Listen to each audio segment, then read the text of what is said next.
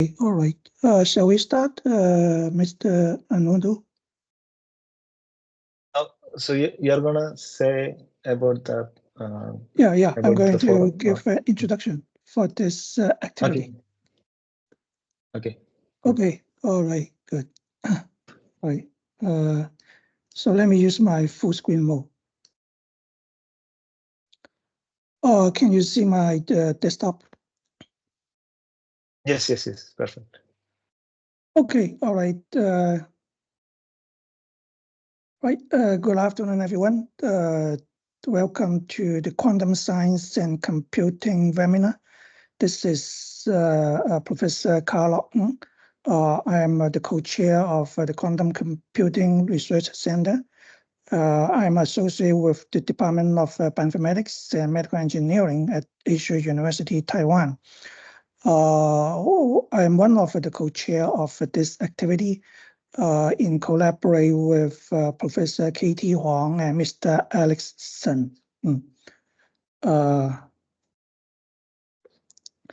We still have, we are welcome people to join this committee so we can work together to produce a high quality of presentation. So if you are interested, then please email to me. Right. Okay, now we have a website for this activity. The URL address is https // quantum.asia.edu.tw. Once you upon your browser to this URL address, this is the homepage. Then please click on this link, and the link will carry you forward to another homepage. We have an introduction about this activity. And then down below, please use this link to sign up for our talks. So if you click on this link, then a Google form will show up, and please sign up this form, fill in your personal details. Just sign up once, no need to do it again. We will keep your record in our backend database. In our web page, we have a sub-page named Call for Presentation. We are welcome for those who are interested in giving an online presentation. So please use this link and then download the form, right? Fill in the form and then submit it to this qfis.qcom@gmail.com for approval. Right. Now we will video recording today's lab presentation. Subject to the speaker approval, we will send you the lecture notes and the link of the video recording, usually within 5 days after the presentation. Okay, we have already organized a series of lectures with the title Quantum Machine Learning and its biomedical and physical application. Today is the last event of this series of events. We've already put up this poster before. And today we're going to have Mr. Anondo Mahood. He's from National Tsinghua University at Taiwan.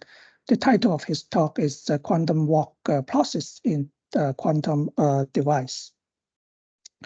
Now, Mr. Anondo Mahood is a PhD student in the Department of Physics at National Tsinghua University, working in R.K. Lee's quantum optics group. His research interests include quantum walks, quantum algorithm, optimization problems, and quantum error correction. He has participated in several hackathons conducted by IBM Quantum Hub at National Taiwan University and won the prizes. Recently, he published a research article in the Journal of Helion with the title Quantum Walk Process in the Quantum Device. So without further delay, let me stop sharing. Just make sure I have stopped. Yes, and pass my microphone to Mr. Matthew. Thank you. Can Okay. you see my screen? Yes.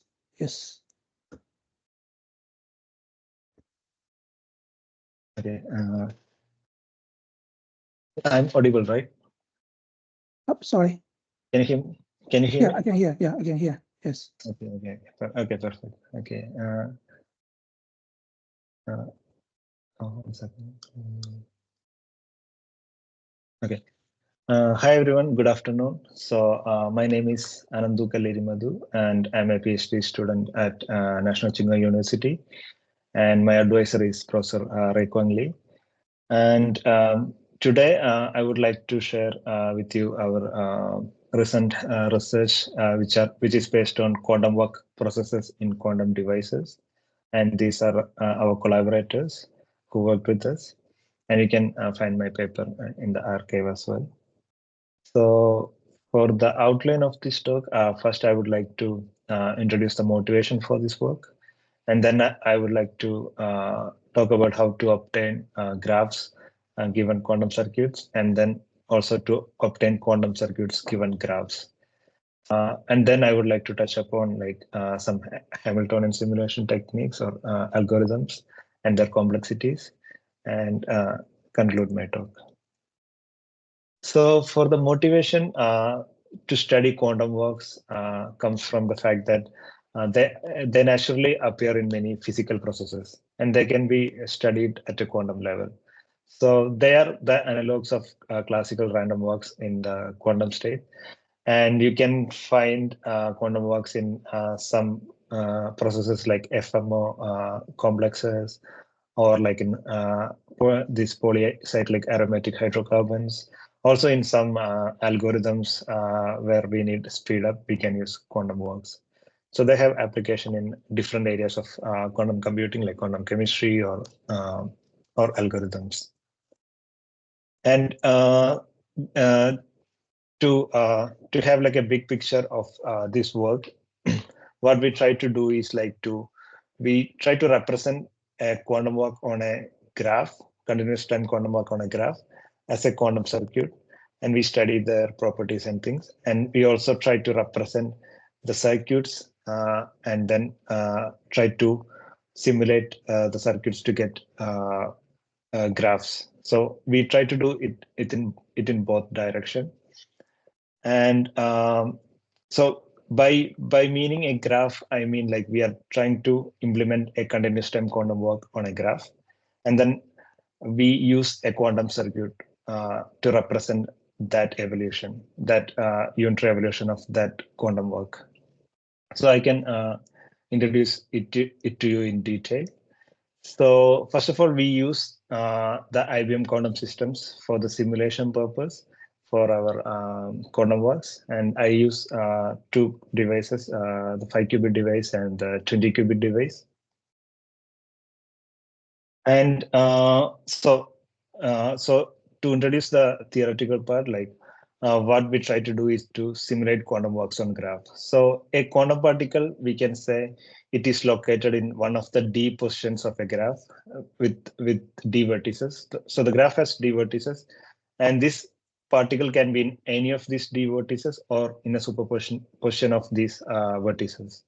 And the evolution of that walk is governed by a Hamiltonian HA. So the evolution of this particular quantum state, we can represent it by this particular Hamiltonian, where Aij is the adjacency matrix, or A is the adjacency matrix of the graph that we are implementing the quantum work, and omega is like a hopping frequency, which is like a factor which determines the frequency of the work, and h bar is the Planck's constant. So if you have a graph with adjacency matrix A, we can represent the Hamiltonian corresponding to that to the Hamiltonian corresponding to the quantum work on that graph using this particular equation. And then the corresponding unitary state evolution can be represented using the Schrodinger equation, where this is the initial state and this is the state after a time t. Yes. And can I interrupt a minute? Yes. Yes. Could you mind people interrupt and ask questions during the presentation? Yeah. No problem. Okay. All right. And by the way, for the adjacent matrix, did you allow a symmetric matrix in here? Or A has to be symmetric, or it can be asymmetric? Oh, the adjacence. The adjacency matrix.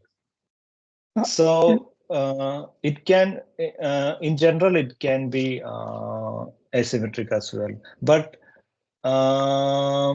here, like in this work, we only considered like graphs which are symmetric, which means like which have like which doesn't have a direction in the edges. So, yes, for indirect graph, it is a symmetric matrix. Yes. Right. So we only have considered symmetric matrices in this work. Okay. Yes. Thanks. Okay. So, okay. So first, I would like to discuss how to obtain graph given a quantum circuit. So, so first of all, like we can describe the quantum particles position. So if we in the left side, you can see it is described as a state D level system, and this can be equivalently represented as in terms of separable qubits, in terms of like n which is equivalent to log D qubits. So you can represent this D level system as a log D level qubit system. So this is an equivalent representation.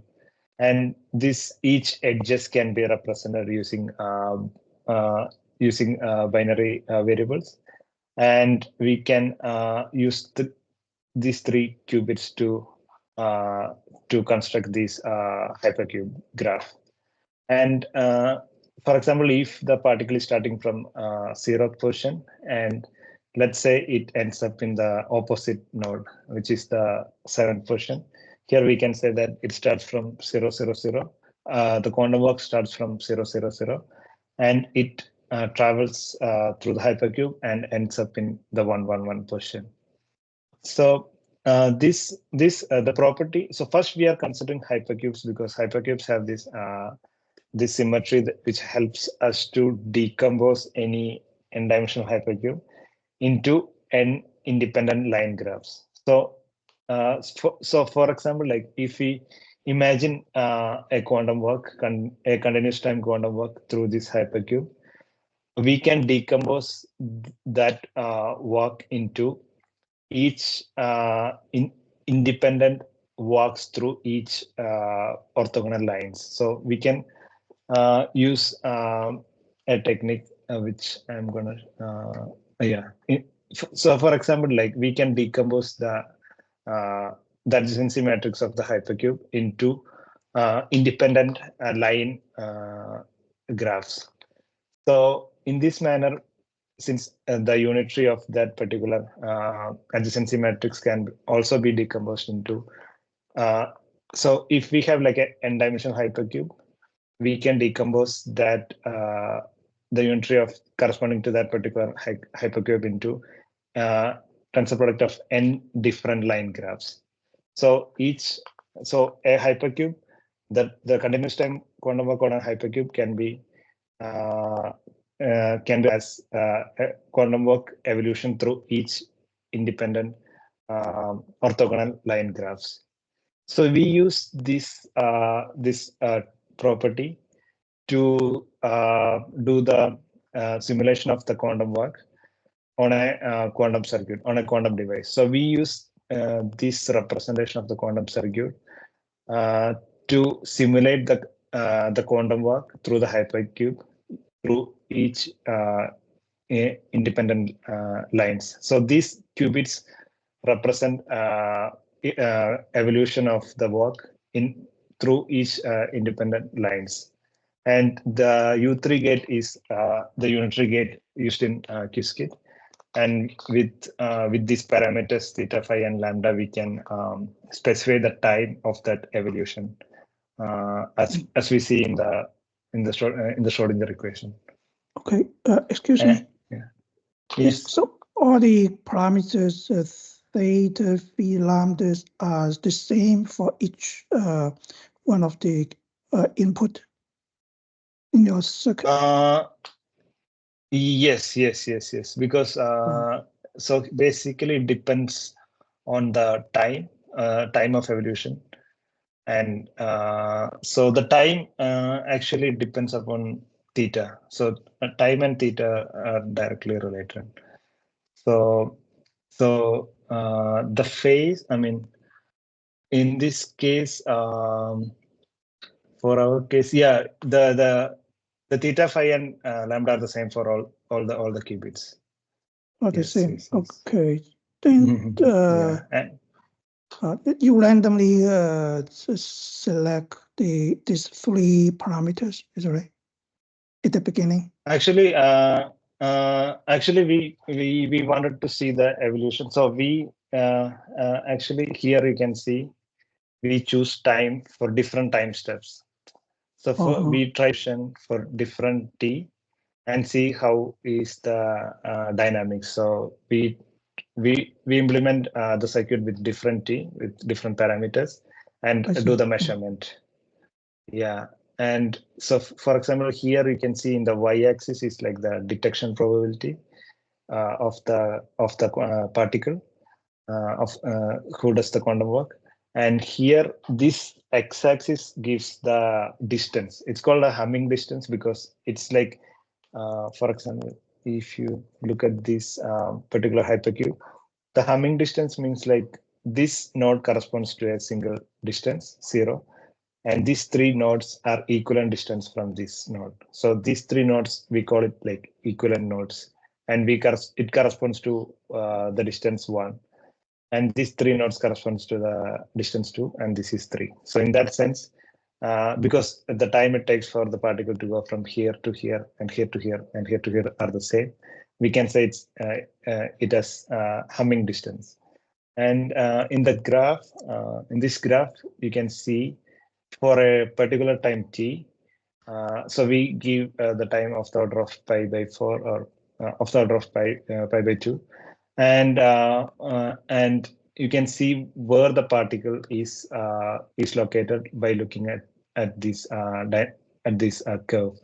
So here the blue circle indicates the simulation results, and the triangles indicate the real device results. So for example, if we look at the time t equal to pi by 2, we can see that the particle is located at the Hamming distance 3, which means in our representation, it will be at the end of at the opposite node of the hypercube from where the particle started.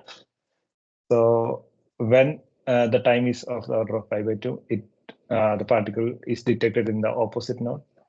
And when the time is of the order of pi, it comes back to the initial node. So it's like the walk is like periodic, and and we call this time to reach the opposite node as the hitting time of the walk.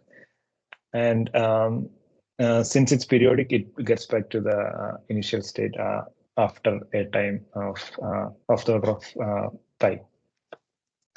And another interesting fact is that you can see even if you increase the dimension of the hypercube. So this one, I did it for a 20-dimensional hypercube, which means I used 20 qubits for the simulation.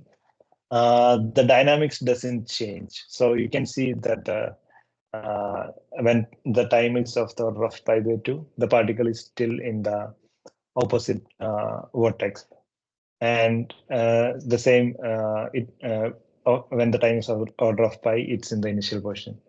I mean, there is some difference in the sense like these real device results are a bit different, and that's due to the errors in the computation in the devices. But if you look at the simulator results, you can see the ideal evolution of the quantum particle. And as I mean, as the number of qubits increases, the error rates also increases, and that's why you can see for the 3 qubit there is not much difference, but for 20 qubits you can see there's a considerable difference between the two results. But the interesting fact here is that like even if the dimension of the hypercube increases, the time it takes for the particle to be in the opposite node is the same, and that's the time we call it the hitting distance, and it doesn't change with n. So that's an interesting property that we observe in this simulation. Excuse me. Mm-hmm.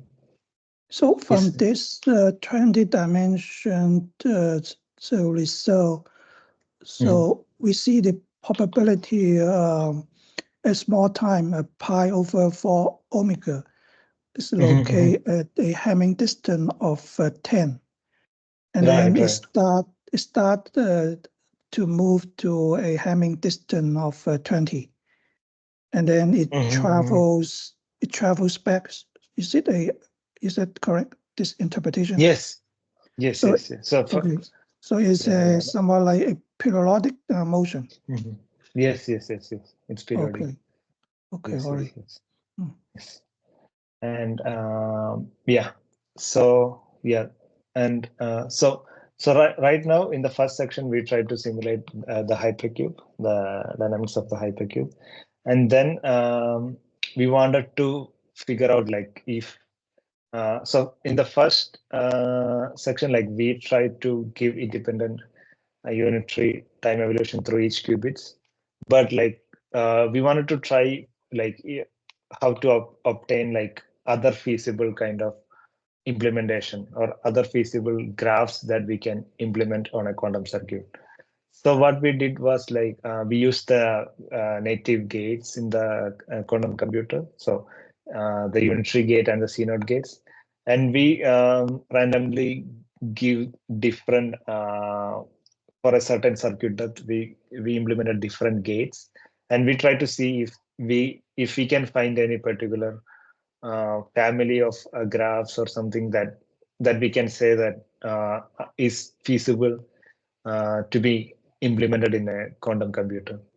But like when we observed it, it was mostly like these kind of arbitrary graphs, which are like very arbitrary with all-to-all connectivity. So we didn't obtain any particular family of graphs or with any particular property. It was mostly these all-to-all connected graphs, which are very different from the hypercubes. And the only like interesting property that we obtained was like these graphs. For example, if you look at the dynamics, when they start, for example, if we give the initial state as 0, 0, 0, 0, it goes to the opposite node 1, 1, 1, 1. And if the initial state is 1, 1, 1, 1, it doesn't go back to the initial 0, 0, 0 state. It goes back to 0, 1, 1, 1, 0. And that's the reason is because these graphs have imaginary weights in its edges as well. So we call these kind of graphs like chiral graphs. So when we did the circuit like this, the quantum works, the continuous time quantum works on graphs which we obtained were mostly like chiral graphs with imaginary edges. But other than that, we couldn't obtain any kind of interesting properties. So that's so in this section we mostly discussed about how to obtain the graphs from the circuits, and now we can see how to obtain quantum circuits given a particular graph. So if you have any questions by this, you can ask me now. And we finished the first section.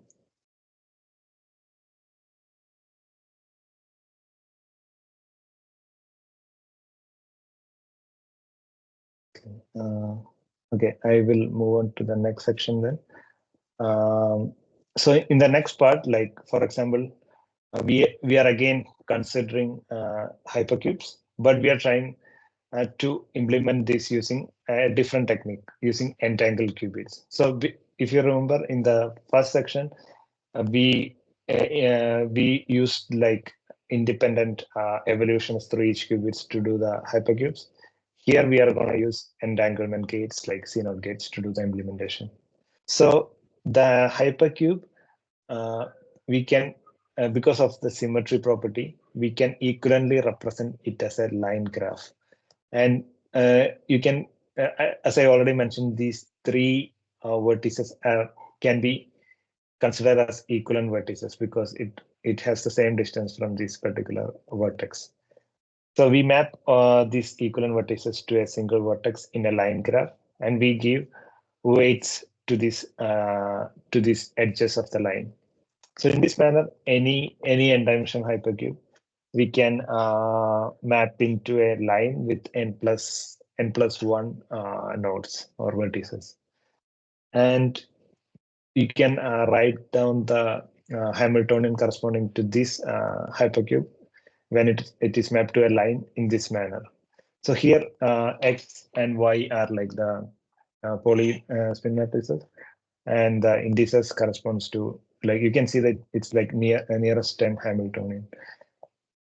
And sorry, the coefficient beta are the coupling between the two qubits. So this Hamiltonian we can implement in our circuit.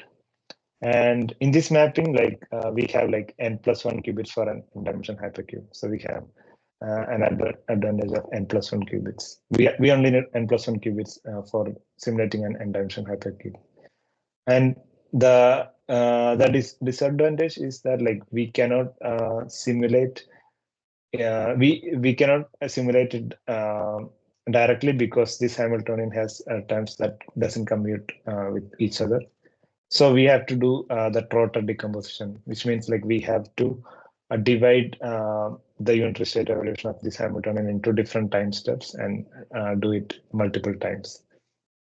So, and the mapping in this case is that the nodes of the lines, we encode it using like one-hot encoding, which is like a popular encoding in like machine learning, which basically means that like if the particle is in this position, we will get the state as 1 0 0 0 0. If it's in here, we get the state as 0 1 0 0 in that manner. So our encoding using this Hamiltonian is such that we can look at the dynamics of this quantum work and see where the particle is. And this is the quantum circuit which we used for simulating that particular Hamiltonian. So this basically corresponds to the unitary of that particular Hamiltonian decomposed into basis gates in the IBM architecture. So you can see U1 and U2, which are basically U3 gates with these parameters. And we use also CNOT gates. But since we have to use CNOT gates, which have like, in general, 2-qubit gates have higher error rate than 1-qubit gates in the superconducting architecture. So, and also like we have to implement this particular circuit multiple times to do the Trotter decomposition. So we divide the time into n steps and we have to implement it multiple times. And due to these two factors, we have some errors in our dynamics. So if you see the graph, which is pretty similar to the one we observed for the hypercube in the first section, that when the time is of the order of pi by 2, you can see that the the particle is in the opposite node. But like you can see, there is a little bit of difference of due to the errors, and this error is due to both the CNOT gate error gates acting and also due to the Trotter decomposition. In the first section, we only had single qubit gates through each qubits, so there was not much error. But in this case, that's why we get like this difference in terms of real device and also simulator results. Yeah, so yeah, so that's a difference between the evolution in both the cases when we do with single qubit evolution and then entangle qubits, like when we entangle the qubits. And another thing, like, so after the hypercube, we wanted to see if we can implement an arbitrary graph with that does continuous time quantum work on them in a quantum computer. So we took an arbitrary graph. This particular kind of graph is called Poe graph. It's a simple graph, and it just has 4 nodes.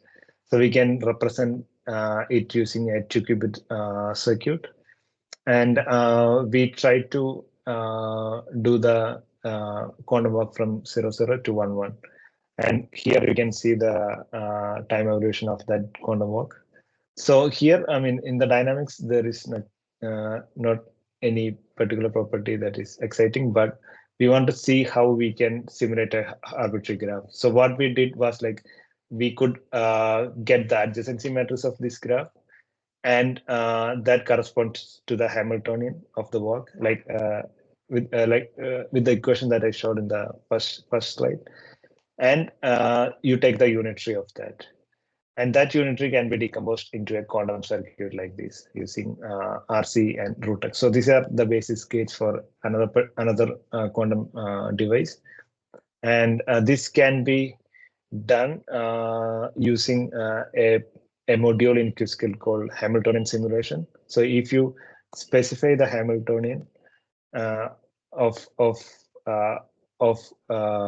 the unitary that you want to simulate, and in this case the Hamiltonian corresponds to the adjacency matrix of this graph, you can get this decomposition in the backend, and this decomposition basically determines how good you can implement a particular graph in the quantum circuit, because the decomposition is not that trivial, because there are different techniques to do the decomposition of a arbitrary unitary into basis gates in the quantum computers. So like you can see there are these are some of the algorithms that that does this. For example, like there is an algorithm which is based on quantum works in itself, and here you can see the corresponding complexities that of that algorithm. So here the epsilon corresponds to the error parameter, and t corresponds to the time parameter. So from this, like you can see there are different complexities involved, and there are different advantages and disadvantages using different algorithms. And in IBM, they mostly use a quantum work algorithm to do the Hamiltonian simulation. So we can say that like how efficient it is to implement an arbitrary graph in a quantum circuit basically depends upon how efficient we can do the Hamiltonian simulation techniques. So so basically, in conclusion, what we did was try to map between circuits and graphs. So we did we figured out how to find a quantum circuit corresponding to a continuous time quantum work on a graph, and vice versa. And we tried to do this simulation on state-of-the-art IBM quantum computers, and we use the simplest graphs called like hypercubes, and we use the symmetry that related to these hypercube graphs to implement these graphs in the circuit. And we also try to do implementation for arbitrary graphs. which are not that trivial to do the implementation.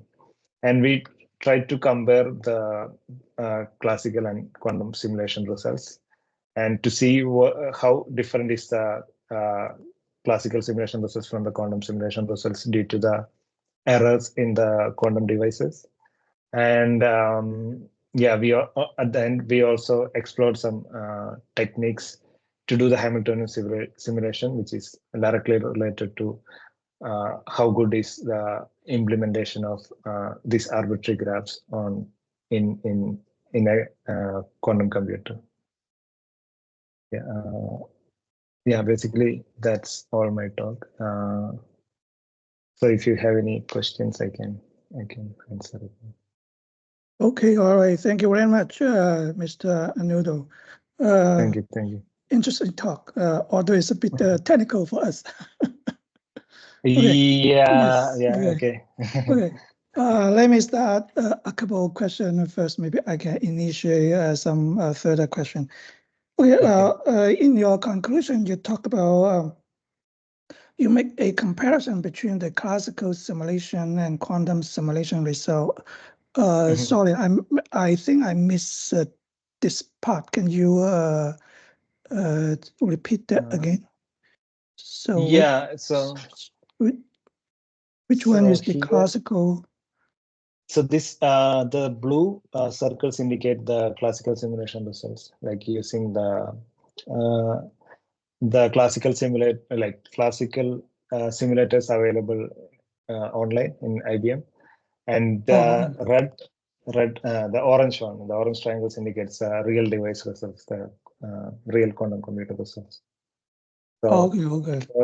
Yeah. We did for both the hypercubes, like in both implementations, the comparison. And here actually the comparison is big. Like the difference between both the implementation is large, and it's due to this kind of CNOT gate errors and the trotterization. The 2-qubit gate has a higher error rate.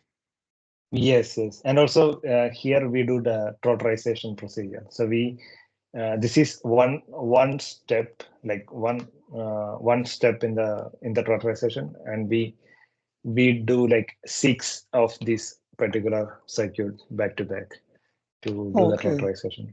Yeah, okay. So that was like one of the to do the trotterization, we had to figure out which is the ideal number of terms that we have to implement, because ideally the more the number of trotter terms, the more the result, like more close to the ideal case the result should be, right? But in the system, like you cannot implement n number of gates, because then all these gate errors due to coherence errors adds up. So we had to find like the balance between how long should be the circuit and how long it will take for the errors to come in. So we figured out around 6 terms. So this times 6 terms in the circuit will give us like a good result. And yeah, this is the result we obtained. Okay, I see. Then I have another question is at the beginning of your slide, you have drawn a completely connected graph for the qubit. Yeah, the one before the completed graph. Completely yes, here. Okay. Now, so over here we have a 6 vertex, right? Altogether. No, actually this as well. So it's a 8 vertex actually. 8 vertex. Yes. Yeah. Actually this one is 16. Sorry, 16. Because these are not 2 graphs. This is a single graph. There is like these vertexes are just not connected actually.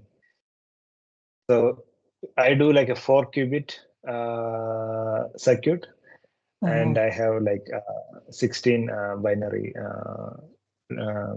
digits. So it's like 2 to the power 4. So 16. Yeah, 16 vertex graph. Okay. I'm trying to think about a connection between this 16 state with, say, the chemical, say, the electron orbit for an atom. Can we map or associate this this graph connection with, let's say, a certain quantum electronic orbit to see the quantum jump between a different energy level for the same quantum number? Is it there such a association, or it use this to simulate such a process? Actually, when we tried to do this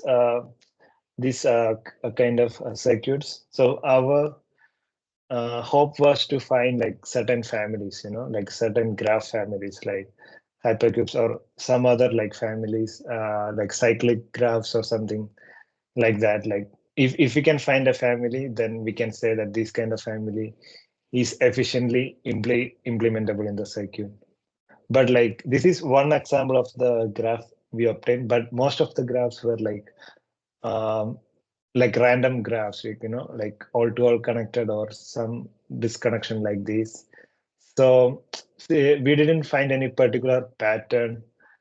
We tried like with different graphs. We tried with different weights to these, but like still we couldn't find any particular like a particular interesting graph. So we didn't like the question is interesting to me, but we didn't think about that relation because the graphs were not interesting for us because it was not it was very arbitrary, very general graphs, and it didn't show any particular property. The only property we obtained we saw was that it had imaginary weights, but that's it.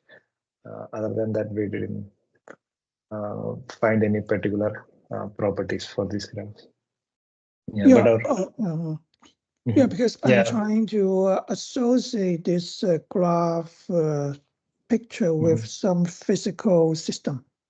Do you have any how would you maybe I rephrase my question is, how would you to map this connected a graph to a physical system? There's any such a mapping in order to find the application of this quantum random walk process in a physical or chemical system, or maybe in the quantum optics?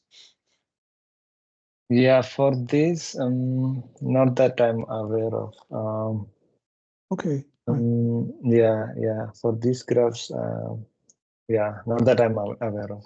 Yeah. Okay, so one mathematical problem is to simulate quantum random walk on a quantum computer and see if you can classify the result into certain groups.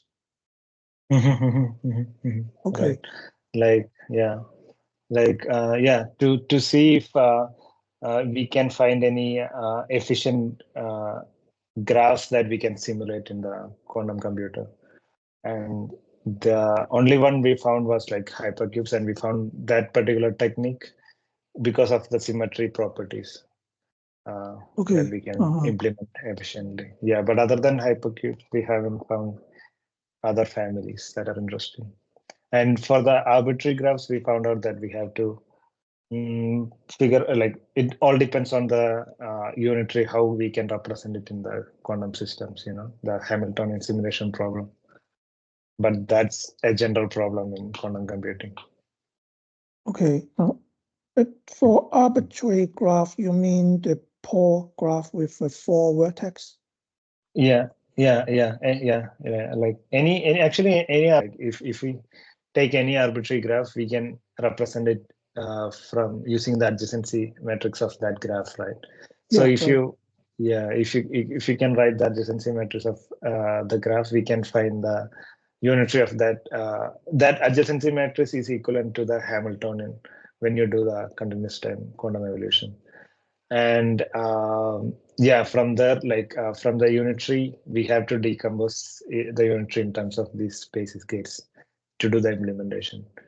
And yeah, that's where the efficient, like we need an efficient algorithm to do this kind of decomposition.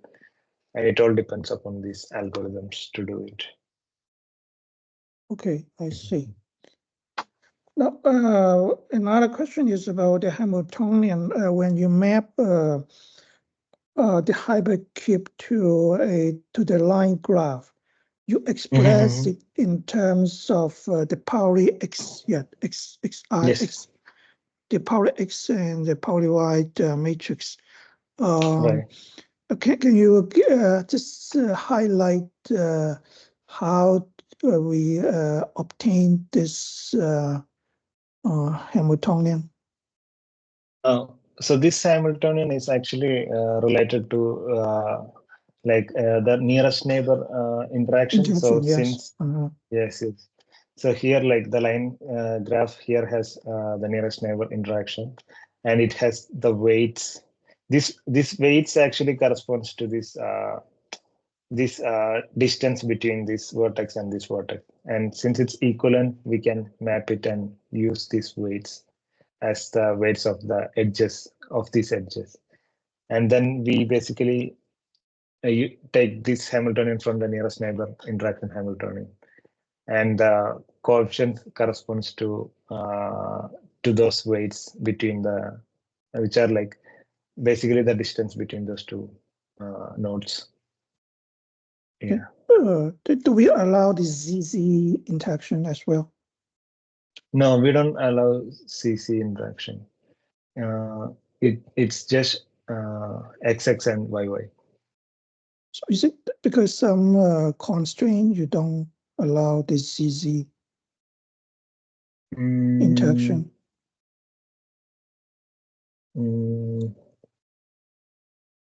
It's actually, I mean, I'm not sure about that, but like we took this Hamiltonian from the reference from the nearest neighbor interaction Hamiltonian.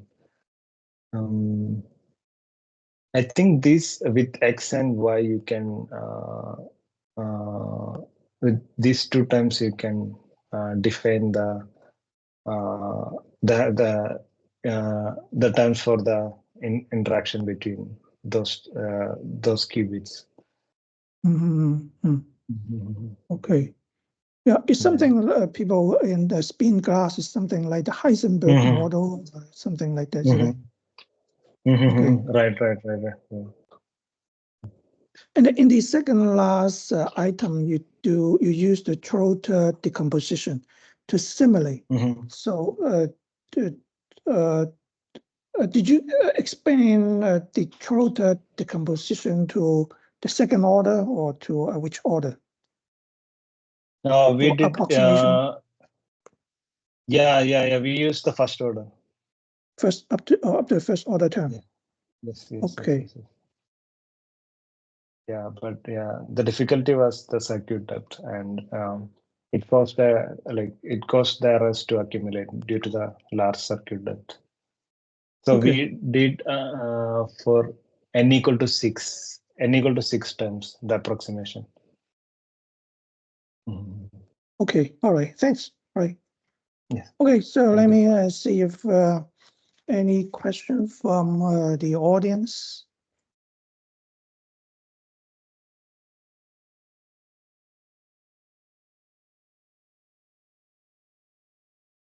Yes, or you can type your question in the chat box.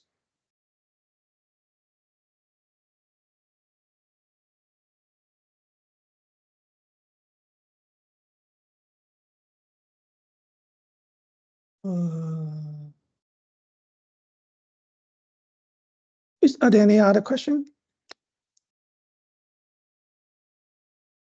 Okay, it seems people don't have a question. All right.